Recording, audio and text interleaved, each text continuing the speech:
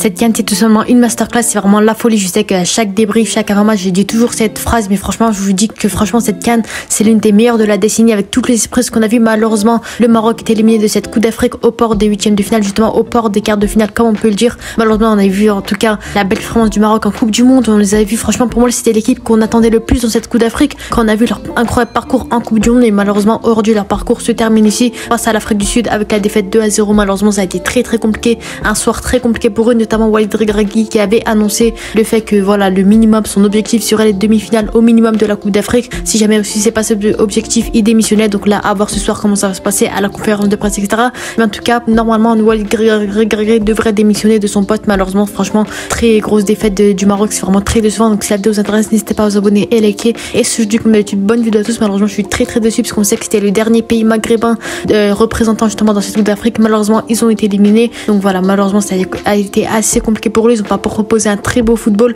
On a vu déjà en ce début de Coupe d'Afrique, c'était compliqué pour eux avec des matchs nuls, des victoires de justesse. On va pas se le cacher non plus. Donc franchement, j'ai quand même été assez déçu du Maroc ce soir-là, de quelques joueurs en particulier notamment. Donc on va revenir un peu sur la composition justement de ce match-là, des joueurs titulaires, etc., de la composition qui a été donnée. Malheureusement, Boufal et Ziyech, comme je l'avais dit, étaient forfaits. On a clairement vu qu'ils étaient un réel manque de cette attaque dans cette équipe du Maroc. Donc Bounou dans les cages comme d'habitude, Hakimi sur le côté droit, la charnière Aguerd Saïs et Mazraoui qui est revenu de blessure sur le côté gauche. En milieu, on a eu Amala, Ounahi et Amrabat, le fameux milieu de terrain qu'on avait l'habitude de voir dans cette équipe du Maroc. Et en attaque, Enisri, Adli et enfin Abdé. Personnellement, si je dois parler du Shaun, c'est la performance de Aguerd qui a été vraiment très impressionnante. On a vu que franchement, pour moi, c'est le joueur qui franchement a beaucoup marqué le Maroc en ce début de cette compétition. Pour moi, c'est le joueur qui a contribué à la qualification du Maroc en huitième de finale. Le joueur très intéressant qui ce soir-là, encore une fois, nous a montré un très beau match. Malheureusement, voilà, il ne peut pas tenir tout seul une équipe comme celle-ci. Ça a été compliqué pour lui, notamment face à l'Afrique du Sud. On a vu qu'il a montré de très belles choses avec de très beaux retours défensifs, de très belles actions défensives. Pour moi, Aguerd, c'est un joueur à respecter. Franchement, il a vraiment nous a vraiment offert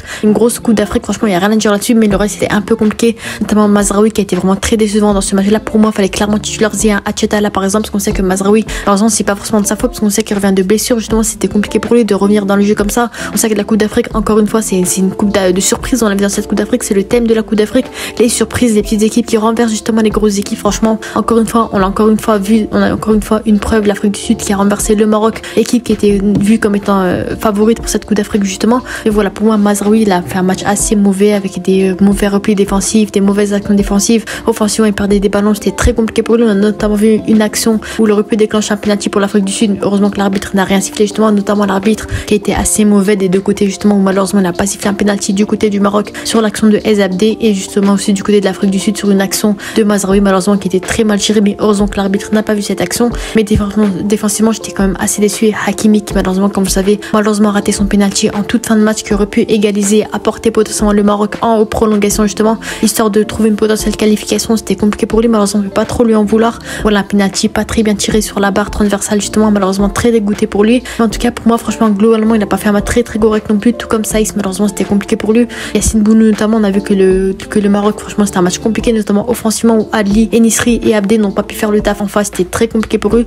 On a clairement vu, c'est ce match là qui nous a montré que Boufal et Ziyech, c'est pas terminé avec le Maroc, c'est vraiment les joueurs qui apportent offensivement. Personnellement, j'ai vraiment été déçu de la première mi-temps de Abdé. Certes, en deuxième mi-temps il a offert plus de choses avec des beaux dribbles, des humiliations, des très belles choses, mais malheureusement en première mi-temps il a complètement été transparent comme d'habitude. On va pas se le cacher non plus, des balles perdues, des dribbles mauvais, etc. Franchement, j'ai quand même été assez déçu de Abdé. Adli malheureusement qui a été vraiment très transparent dans cette première mi-temps, j'ai quand même été assez déçu, un joueur qu'on attendait énormément.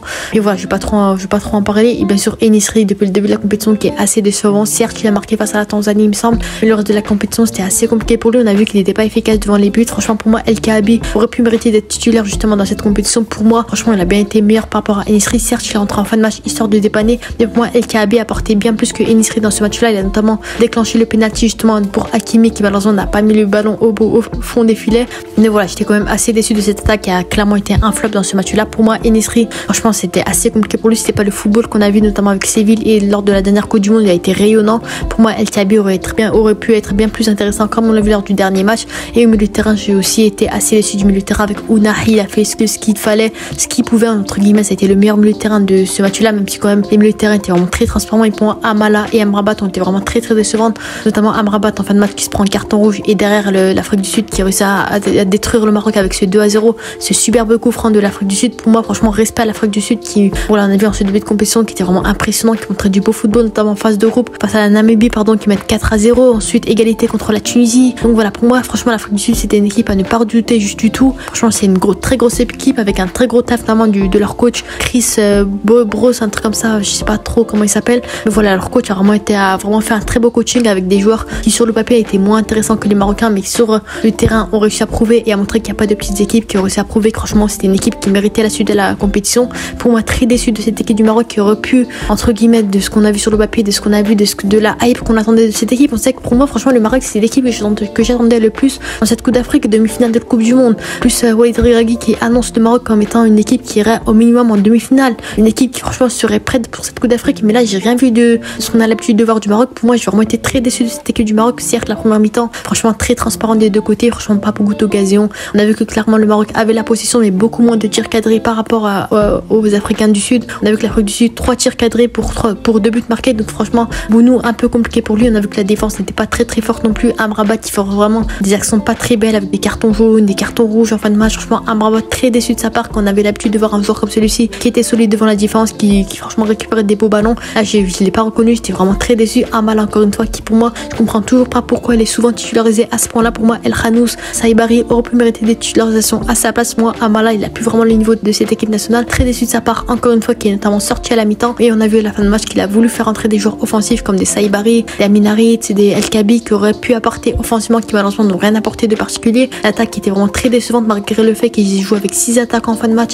Ça n'a rien à faire de particulier, mis à part le penalty provoqué de El Kabi, justement avec cette main des Africains du Sud. Mais franchement, j'ai vraiment été assez déçu. Je vais pas forcément vous parler du penalty raté de Hakimi, qui franchement pour moi, j'ai vraiment eu de la peine en voyant Hakimi rater ce penalty, qui pour moi franchement c'est le but qui aurait pu mener à la qualification du Maroc. Malheureusement, le Maroc est éliminé de cette Coupe d'Afrique. J'ai du mal à y croire encore une fois.